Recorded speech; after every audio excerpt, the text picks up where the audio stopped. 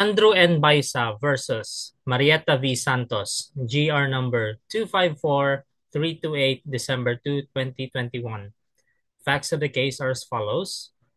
Andrew N. Baisa, the provincial adjudicator of the Department of Agrarian Reform Adjudication Board, or the DARAB, in Malolo City, was administratively charged with simple misconduct. Marietta V. Santos, the complainant, alleged that Baisa unjustly issued a decision in 2003 favoring the tenants in a dispute over a parcel of land owned by the spouses Pascual. The decision became final and a writ of demolition was issued to enforce it. However, Santos claimed that part of the property targeted for demolition included her building, located on a different parcel of land that she owned and had no involvement in the dispute. She sought injunctive relief from the courts and filed a motion with the DARAB to exclude her property from the demolition order. Santos argued that she was not a party to the original dispute and thus could not be bound by any decisions related to it. Despite her efforts, Baisa dismissed her motions and continued to execute the writ. Santos then lodged an administrative complaint with the Office of the Ombudsman, which found Baisa guilty of simple misconduct for ordering the demolition without due process and suspended him for 3 months without pay. The Ombudsman ruled that Baisa had exceeded his authority and disregarded the applicable laws and jurisprudence by failing to provide Santos with a proper hearing or opportunity to defend her property rights.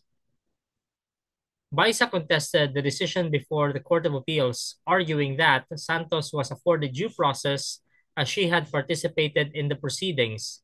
He also claimed that he believed Santos was a successor in interest to the Pascuals, thereby binding her to the ruling. The CA upheld the Ombudsman's ruling, noting that Santos was not a party to the original case and had not been properly impleaded. Thus, her due process rights were violated when her property was included in the demolition order. So the issue of this case is whether or not the actions of Andrew and Baisa in ordering the demolition of Marietta Santos's property without properly impleading her in the original case constitute simple misconduct, grave misconduct, or was it merely an error in judgment that should not result in administrative liability? Ruling the case, no, Baisa's actions did not rise to the level of misconduct. The Supreme Court ruled in favor of Baisa, reversing the Court of Appeals decision. The court emphasized that administrative charges should not substitute judicial remedies and that misconduct must be proven by clear evidence of bad faith or malice. The court found no evidence that Baisa acted in bad faith or with malicious intent. While Baisa may have made an error in his judgment regarding the inclusion of Santos's property in the writ of demolition, the court determined that such errors are correctable through judicial means, not administrative sanctions.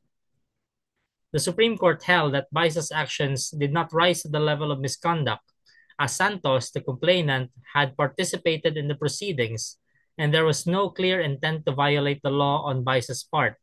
Consequently, the administrative complaint against Baisa was dismissed.